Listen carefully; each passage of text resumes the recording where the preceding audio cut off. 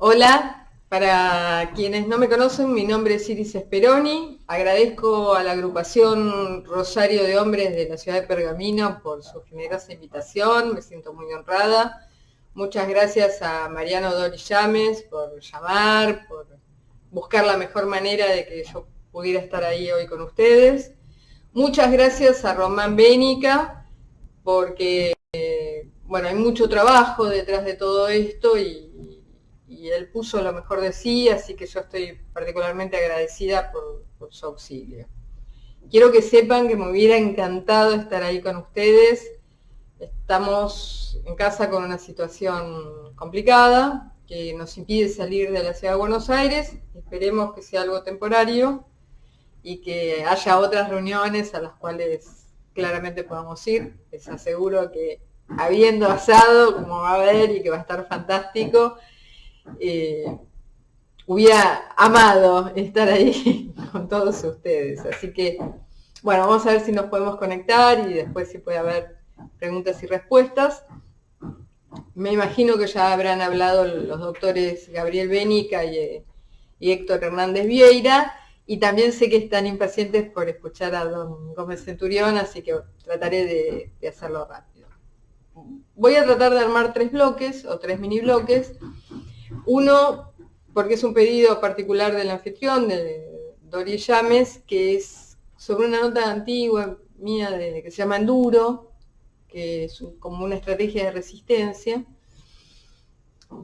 Esa va a ser una parte, pero después quiero hablar de la situación actual de la Argentina económica, que medio todos lo sabemos, además habla siempre en la prensa, así que no, de eso poquito, pero sí de la situación internacional, que me parece que es auspiciosa y que además es auspiciosa para quedarse. Creo que estamos frente a un ciclo largo, conveniente para la Argentina, y bueno, poder tener para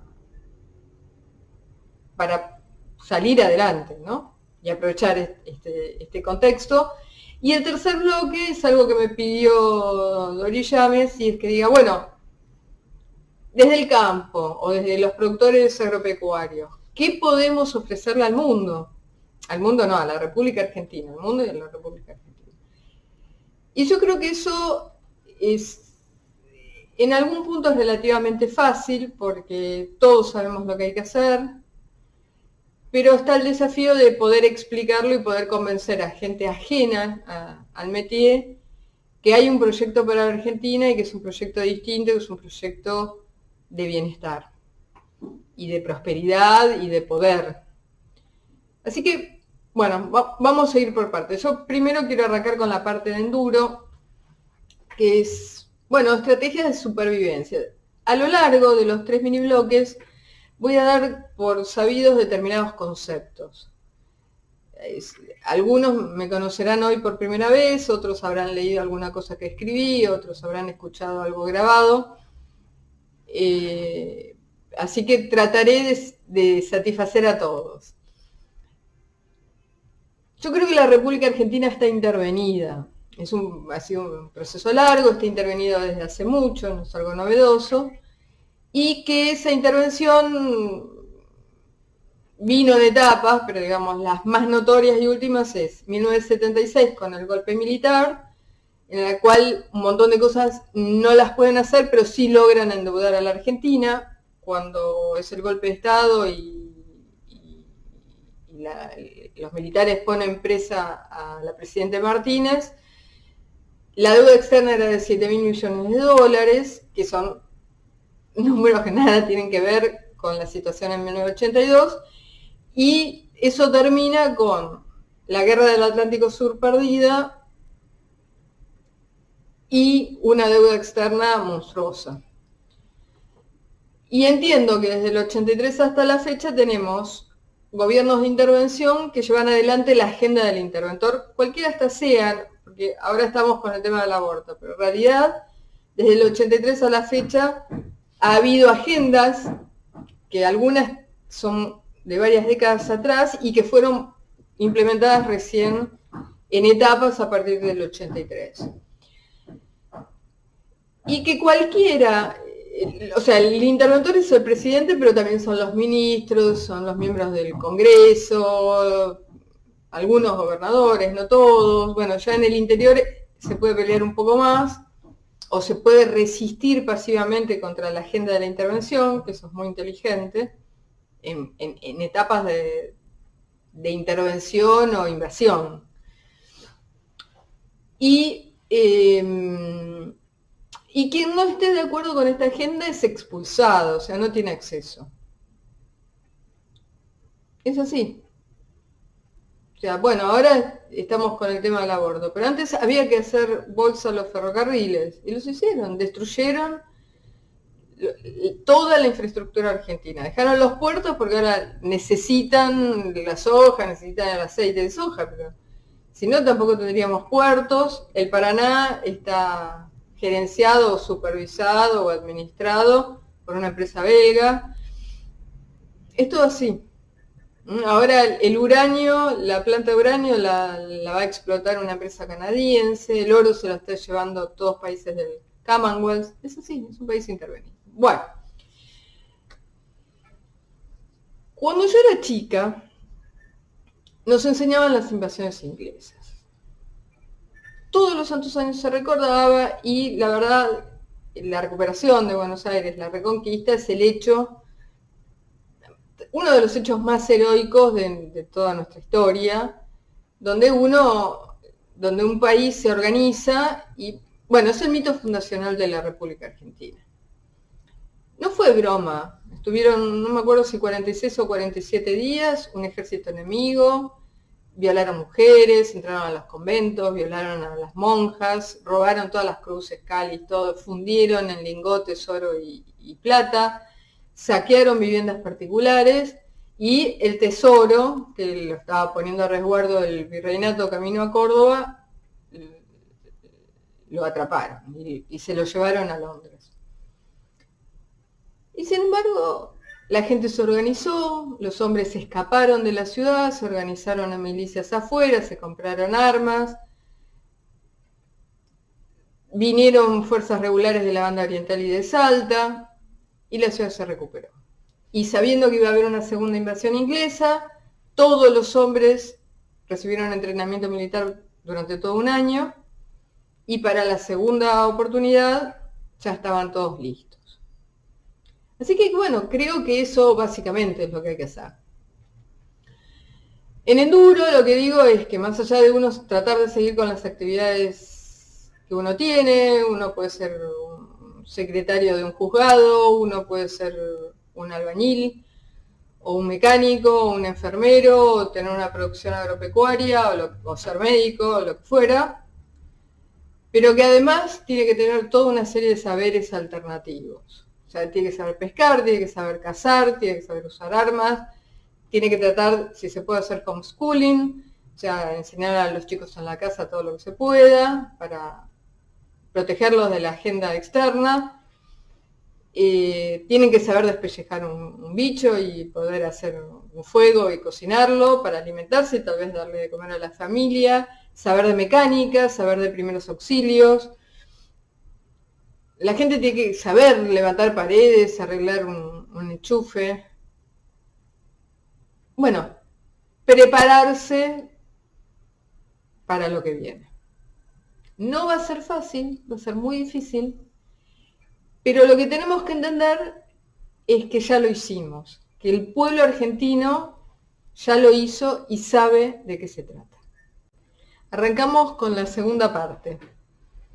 Me voy a basar en un artículo que escribí que se llama Imperio Austral, donde, bueno, más allá de las adversidades locales, propongo que seamos líderes de una confederación de lo que era el antiguo virreinato del Río de la Plata, incluido Guinea Occidental y la Antártida,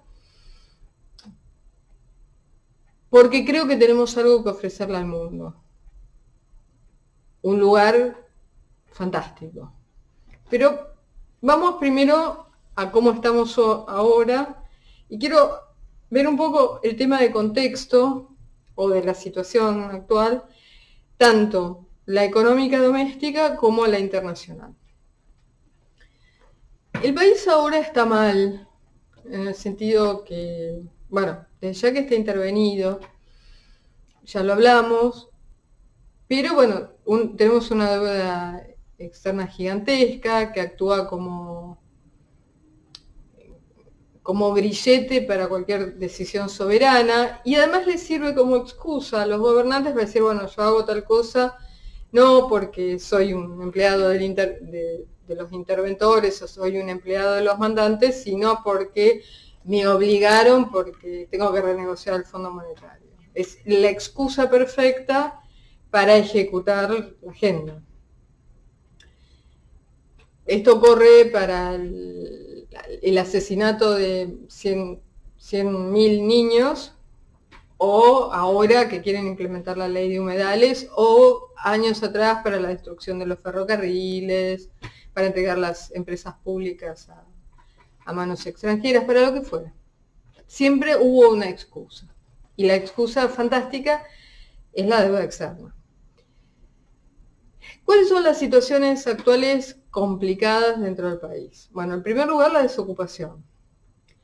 En segundo lugar, el bajísimo sueldo de las personas, que son $200, $250, $300, porque tiene un correlato, primero que es consecuencia de la desocupación, mantener mucha gente desocupada fuerza a la baja los sueldos.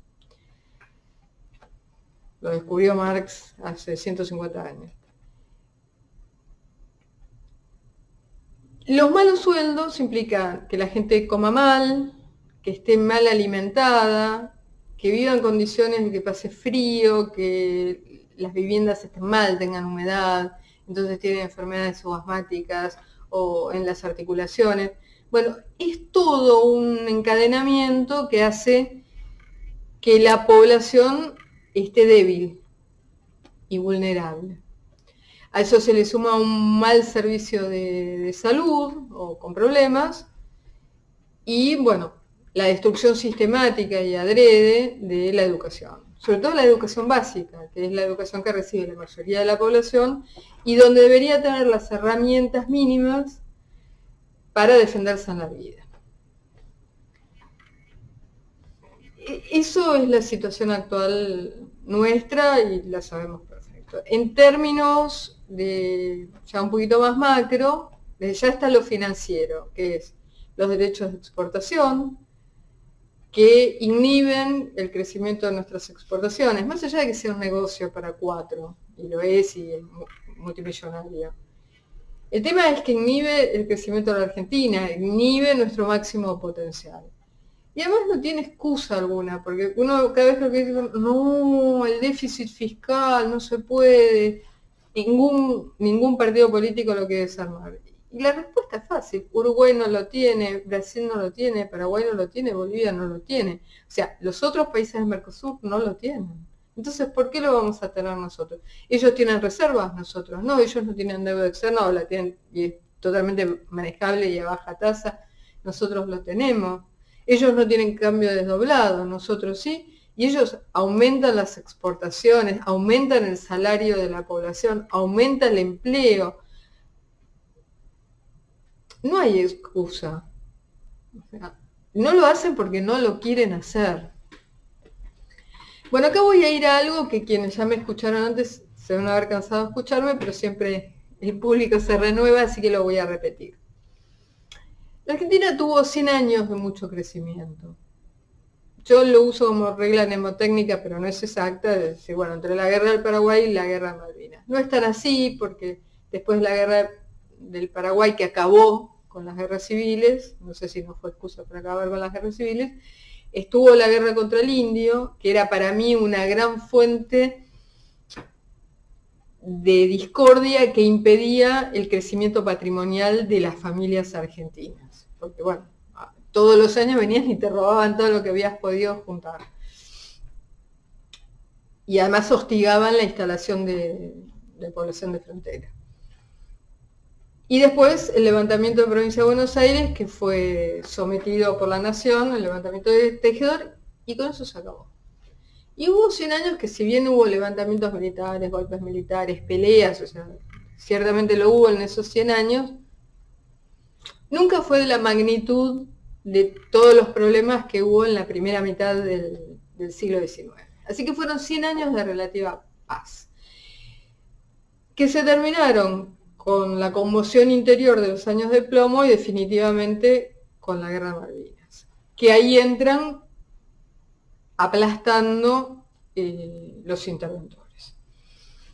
Ahora, ¿qué pasó en esos 100 años? Fueron los grandes años de acumulación de capital de las familias, ya de las empresas como propietarias de las familias y del Estado. ¿Por qué del Estado? Porque se invirtió en infraestructura. Entonces hubo ferrocarriles, hubo hospitales, hubo escuelas, hubo universidades. La población se extendió por todo el país que no estaba ocupado, es decir, la Patagonia, el sur de la provincia de Buenos Aires. En otros lugares donde llegaba el ferrocarril, se hicieron ingenios en Jujuy a fines del siglo XIX que no había y eran de los más adelantados del mundo. Y se hizo como se pudo, y con zigzag, y con marchas y contramarchas. Perón decía, necesitamos una industria pesada. Y él se fue, lo echaron sin industria pesada.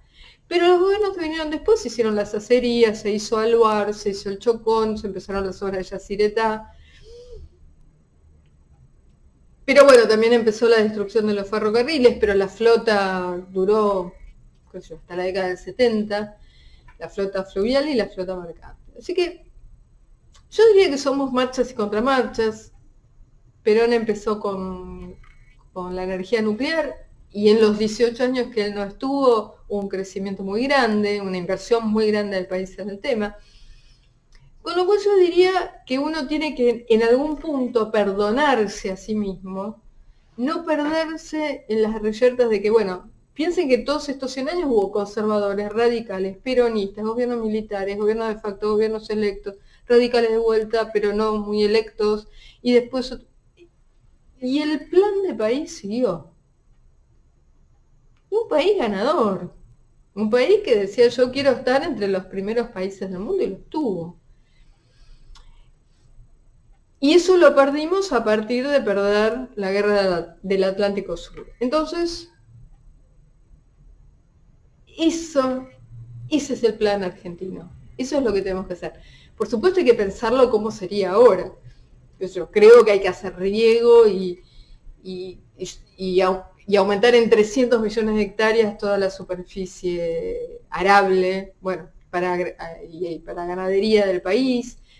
Hay que rehacer los ferrocarriles. Tenemos que tener completo todo el ciclo agrario, desde hacer nosotros los agroquímicos y tener excedentes y exportarlos de fertilizantes, de plaguicidas, etc. Tener acopio, ustedes piensen que Estados Unidos tiene acopio para más de una cosecha. Tener acopio en los campos y en acopios específicos, en situaciones intermedias y en puertos. Tener, puertos más o menos estamos, tener nuestra flota, porque si mañana hay un conflicto entre China y Estados Unidos, no tenemos flota para sacar nuestras cosechas.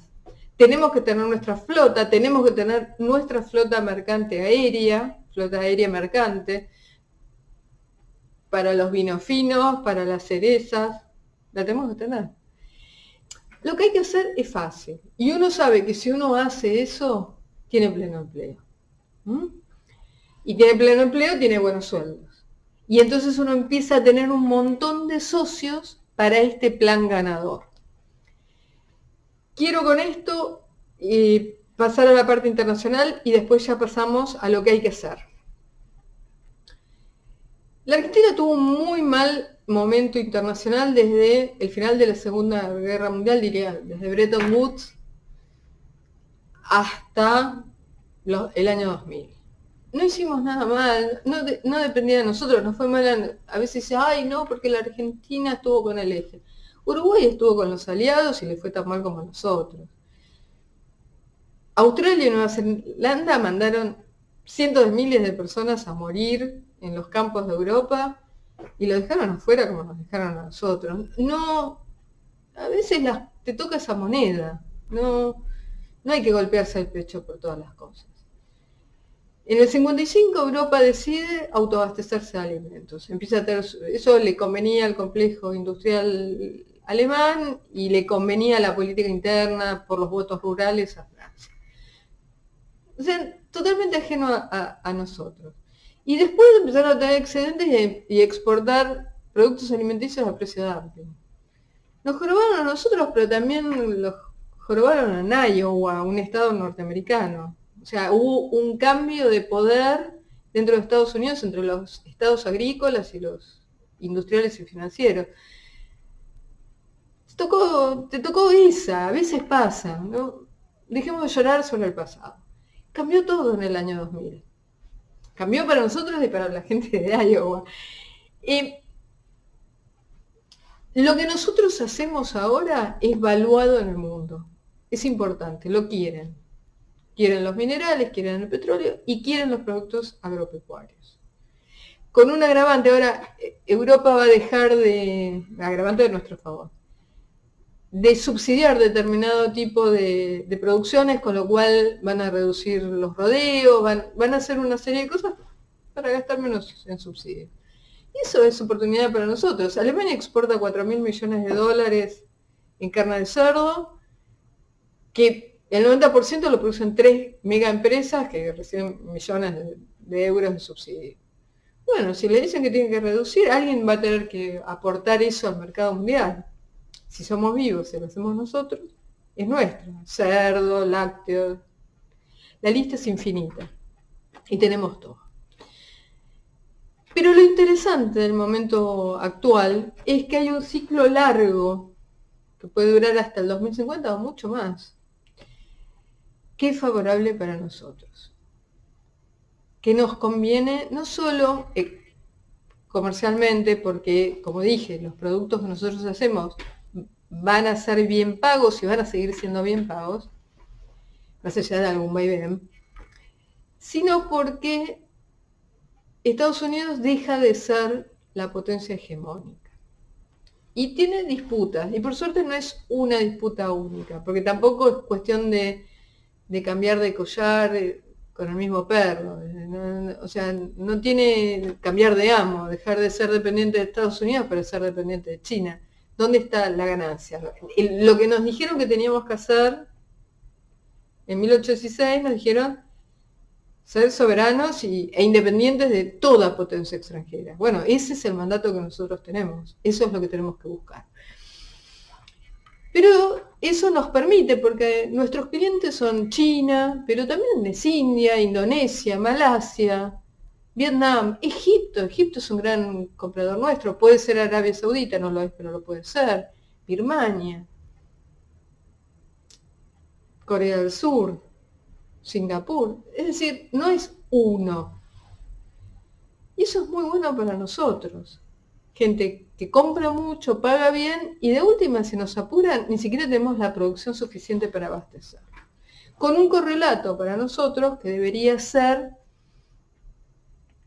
de pleno empleo y buen empleo, bien pago, porque nosotros necesitamos socios para el proyecto de nación que queremos llevar a cabo. Residencia de Los Ángeles es un hogar para adultos mayores habilitado en la ciudad de Buenos Aires, cuyo objetivo es la atención y cuidado de pacientes de la tercera edad. Más de 30 años de experiencia nos respaldan.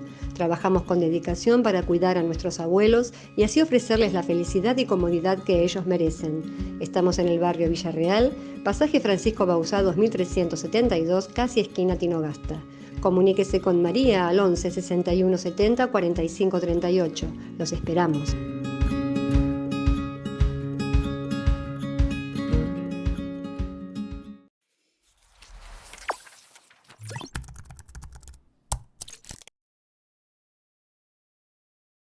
Decir siempre la verdad primero tiene un precio. Pero todos los días, en cada programa, en cada reportaje, en cada esclarecimiento, descubrimos que decir la verdad vale la pena. Decir siempre la verdad tiene un precio. Pero cada vez que recibimos tu apoyo, entendemos que seguir luchando vale la pena. Dependemos de tu ayuda. TLV1, toda la verdad primero.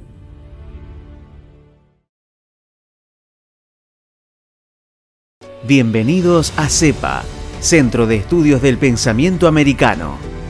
Nuevo sitio web de cursos de formación en política, filosofía, historia, literatura, geopolítica, religión, psicología y más. Cursos de formación que reflejan el verdadero pensamiento americano. Lo invitamos a elegir el curso de su agrado ingresando en www.cepa.la.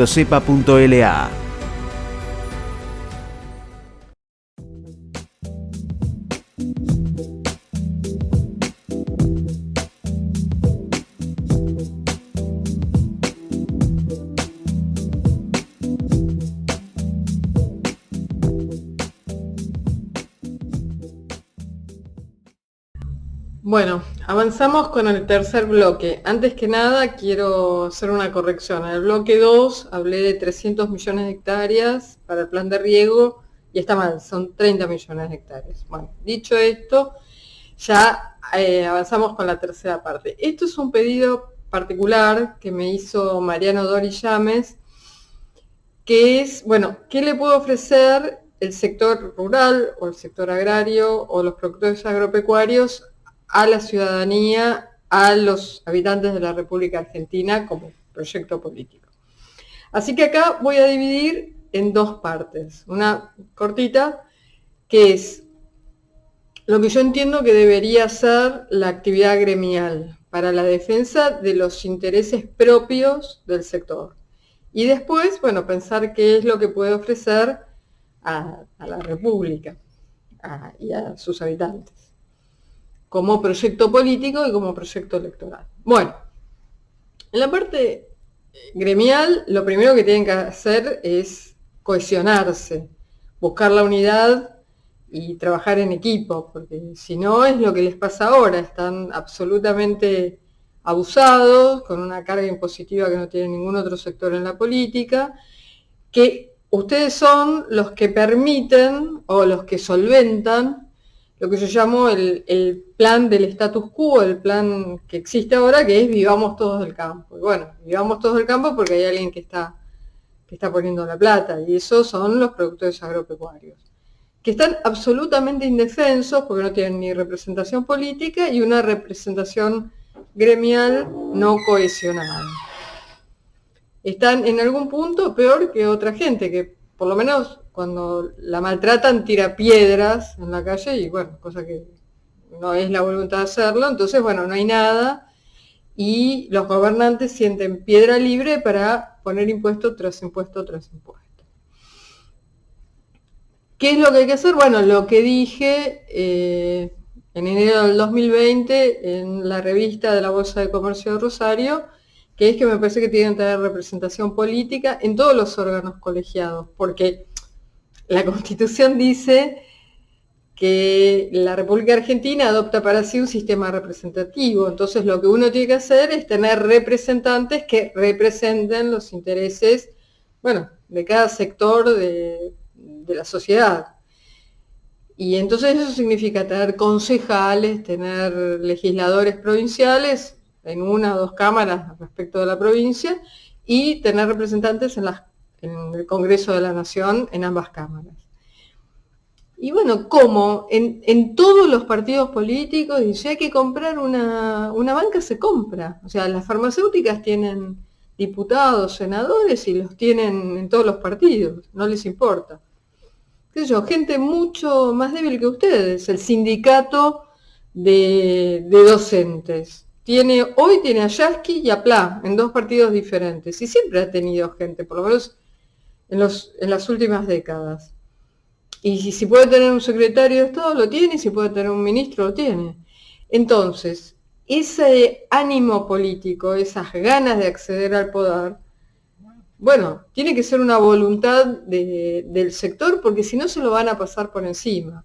Y de hecho es lo que está pasando, porque hoy son, según el último censo, 220.000 familias que tienen explotaciones agropecuarias, que va desde un señor que tiene 40 cabras, una familia que tiene 40 cabras en Catamarca y un campito chiquitito, un palmo de tierra, a gente que puede tener a lo mejor un campo importante en zona núcleo, pero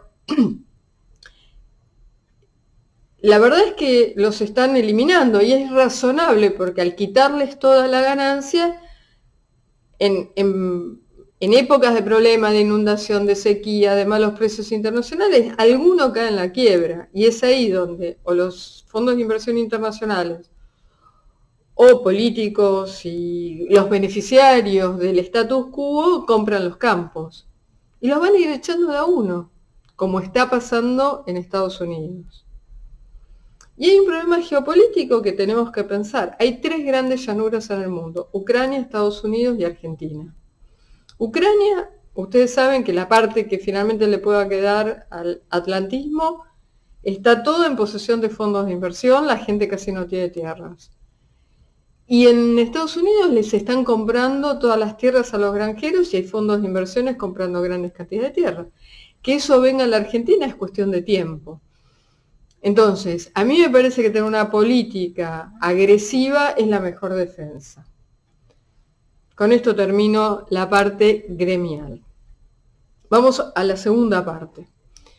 Un plan para la República Argentina. El pueblo argentino tiene una gran cultura política y en los últimos 200 años ama su patria, ama la celeste y blanca y tiene concepto de soberanía, de liberación y de lo que es dependencia e independencia, lo que es soberanía, lo que es estar atado a una potencia extranjera, lo tiene clarísimo y sabe lo que es patria, no es que hay que explicárselo. Y si teníamos alguna duda de que hubiera calado la agenda externa, lo vimos claramente con los festejos por la Copa del Mundo, donde quedó claro que la gente ama a su familia, la gente ama a la celeste y blanca, la gente, los que son religiosos, mantienen su religión, y que no ha calado en la población la agenda externa. Y además eso no es nuevo, porque la agenda rivadaviana siempre ha sido de élite, siempre ha sido de élite, jamás ha tenido arraigo popular. Mientras que todas las corrientes nacionales, desde principios del siglo XIX a hoy, es decir, más de 200 años, siempre fueron populares. Y después el otro tema dice, bueno, ¿por qué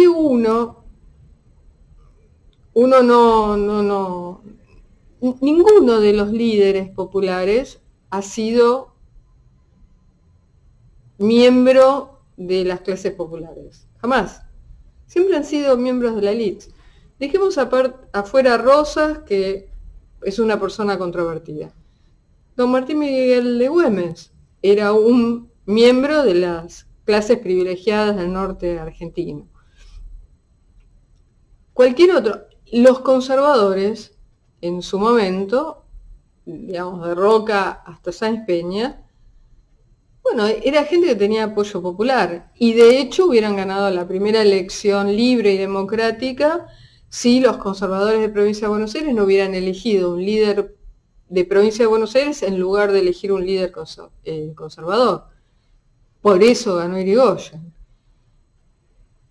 Que Irigoyen tampoco era un hombre de pueblo, era un miembro acomodado de la burguesía porteña.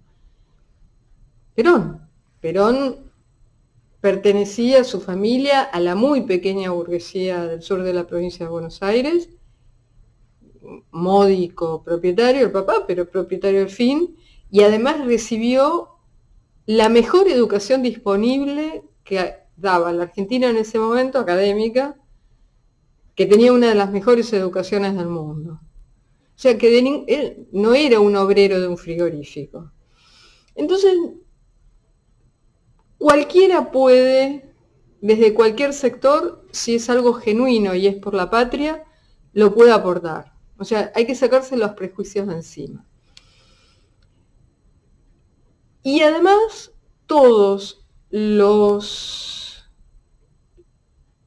proyectos exitosos, populares, siempre tuvieron raigambre conservadora.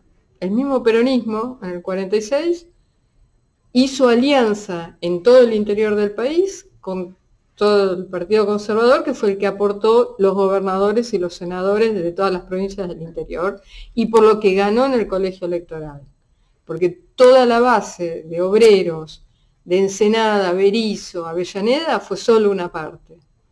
Tenía que ganar en el interior del país, si no, no ganaba el colegio electoral, y lo ganó con los conservadores, que fueron aliados de él hasta el 73, que pusieron el vicepresidente. Entonces, saquemos de adelante todo tipo de prejuicio. ¿Qué es lo que uno tiene que hacer? Bueno, el plan nacional ya existe. Yo lo que dije es tener completo todo el ciclo agropecuario, desde vacunas veterinarias y agroquímicos, genética, toda la cadena maquinaria agrícola, acopio, flete. Toda la infraestructura interna. Pero además, si uno tiene un tipo de cambio alto, va a estimular las exportaciones y además inhibir las importaciones, simplemente porque estas no se pagan a la mitad de precio. Entonces va a tener un resurgir de la industria nacional. Y eso va a dar trabajo. Argentina, con todo el ganado que tiene, no exporta calzado. Brasil exporta 330 millones de dólares de calzado. O sea, hay infinidad de oportunidades industriales en un plan nacional. Y después está todo el tema de infraestructura y energía. Desde ya la infraestructura que requiere el sector agropecuario, ferrocarriles, fletes, marina, astilleros. Pero después está todo el tema que nosotros necesitamos. Más energía hidroeléctrica, más energía nuclear. El interior tiene muy mala la potencia en energía, o sea, tiene electricidad, pero de baja potencia, hay que invertir un montón en esto. Y todo esto son oportunidades de trabajo para un montón de gente. Entonces a mí me parece que una vez que uno tiene un plan, con las primeras personas que uno tiene que hablar, es con los sindicalistas de esos sectores. Con los ferroviarios, con los astilleros, con el SOMU, con la gente de puertos. Y decir, bueno, yo tengo un proyecto de verdad para exportar 300.000 millones de dólares, que va a significar trabajo en el agro y en la industria y en los servicios.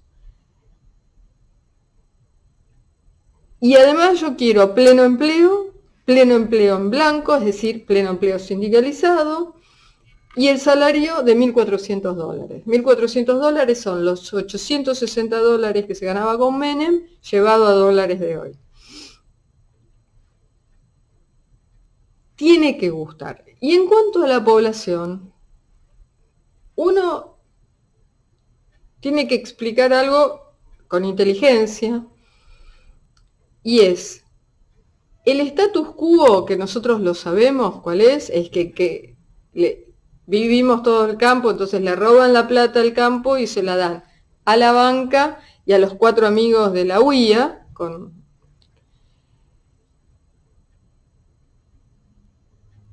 Esto hace que el pueblo cada vez esté más pobre y no tiene solución porque viene gobierno tras gobierno tras gobierno y la gente cada vez está peor y no puede ahorrar y no puede hacerse su casa y no puede.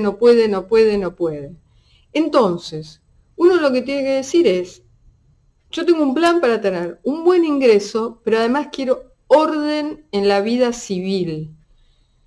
Que todos los días haya clases, que las maestras no enseñen paparruchadas, tonterías traídas del exterior y hagan el viejo programa educativo de saber leer y escribir, saber matemáticas, saber historia, saber geografía, saber ciencias naturales. Y entregar los boletines. Que los secundarios vuelvan a la nación y haya examen de ingreso como en Brasil.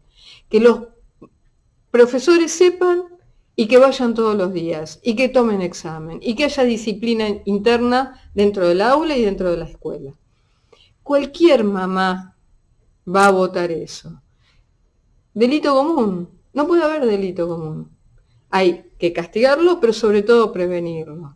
Y una administración de justicia que funcione en un grupo de hippies haciendo cualquier cosa. y dejando a los chorros sueltos porque es el negocio. No puede no gustar eso a la ciudadanía. Nosotros tenemos que entender que hoy el sistema como está hace rico a un puñado de gente, pero lo hace muy rico. El año pasado se exportaron 88.446 millones de dólares. El Banco Central lo pagó a la mitad, pero le vendió a la mitad a alguien. Los que compraron 44, los que ganaron 44.223 millones de dólares no van a soltar el hueso sin pelear. Entonces, uno tiene que saber que va a ser cruento, que va a ser de mala fe la lucha, si es que uno tiene la opción, si uno accede a poder ganar el gobierno. Y en la Argentina hay un deep state, hay un estado profundo que lo manejan los radicales. A mí me costó mucho entenderlo, pero un día me cayó la ficha. Manejan la justicia, manejan el Banco Central desde hace décadas, y después no importa quién está al frente del gobierno. Y después la UIA tiene su propio bloque, que sería el bloque de Mendiguren, Labaña, etc. Ahora, antes tenían otros, y entre esos van armando un bloque que saca todas las leyes, más pagarle las campañas a todos. La banca tiene un montón de senadores y un montón de diputados. Y con eso manejan el país. Y no importa quién esté de presidente. El kirchnerismo aguantó todo lo que aguantó porque accedió a cualquier cosa que le pidió el deep state, básicamente el tema de los bancos. Y cuando de alguna manera se rebelan, le llega el vuelto. Entonces, bueno, eso uno tiene que saber que eso forma parte de lo que se va a enfrentar. Pero también este sistema ganan 4, con lo cual deja a millones de argentinos perdiendo todo el tiempo. Y eso es lo que uno tiene que tratar de representar. No solo representar al productor agropecuario, que son 200.000 familias y como muchos serán 800.000 votos, con suerte, sino a los millones de argentinos que hoy están huérfanos de representación política. Entonces uno tiene que hacer un proyecto para la grandeza de la nación, pero para la felicidad del pueblo. Y tiene que ser un proyecto ganador. Entonces uno puede decir, quiero reconquistar el país, así como se subieron a la escaloneta, súbanse a la reconquista de la República Argentina. Y para eso hay que tener un proyecto que lleve orgullo a las personas. La parte macro es sencilla. Todo lo que es inversión, ya lo dije, uno tiene que decir, hay que acabar con la deuda externa porque la deuda externa es nuestro yugo, es con lo cual nos controlan desde afuera. Eso es fácil, uno dice, todos los ingresos aduaneros se van a dedicar únicamente a repagar la deuda externa y a comprar armamento para las Fuerzas Armadas, nada más. Alguna cosa, por ejemplo, una turbina de una usina hidroeléctrica, puede ser. Todo lo que se recauda en pesos para los gastos corrientes del Estado, sueldos, jubilaciones, lo que sea. Las auríferas tienen que pagar todos los impuestos en oro y plata, y eso queda como reserva intocable en el Banco Central. Entonces uno ya empieza a tener otra espalda internacional. ¿Tenemos embargo de armas? Bueno, habrá que comprarlas en los países que no nos embargan. De alguna manera uno tiene que salir de este laberinto, pero yo lo que creo es que hay que devolverle el orgullo a la gente de pertenecer a la celeste y blanca. Y con esto cierro. En el año 98, en el año 2000, Rusia estaba bajo el agua. Y de alguna manera se recuperaron quienes venían gobernando por décadas el país, se recompusieron, armaron una propuesta totalmente distinta, no dijeron volver atrás, es esto nuevo. Pero el orgullo nacional es uno solo, es una nación que tiene mucha historia y ocupa un lugar en el concierto de las naciones. Y la gente pasó de tener hambre de verdad, de huir a buscar trabajo afuera de a millones, o por lo menos de a miles, a cientos de miles, a como están hoy. Hoy comen bien, se visten bien y están orgullosos de pertenecer. Entonces, yo creo que después de este Tratado de Versalles que nosotros estamos viviendo, no es para cacarear, es para hacer, y una vez que uno haya llegado al otro lado, a la victoria, ahí recién cacarear. Pero la Argentina es la 8ª superficie del mundo, es un país destinado a ser una potencia mundial. Entonces uno tiene que decir, bueno, nosotros somos unos privilegiados, ciudadanos de un lugar privilegiado, nos merecemos vivir bien, nos merecemos esto, nos merecemos lo otro, y nosotros tenemos este plan para pleno empleo, buen salario, buenas escuelas, buenos hospitales, buen servicio de justicia, buen servicio de policía. Creo que hay algo atractivo para hacer y algo que puede ser ganador. Y vuelvo a decir, si subieron a la escaloneta, bueno, subite a la reconquista de la Argentina. Bueno, muchísimas gracias por su tiempo.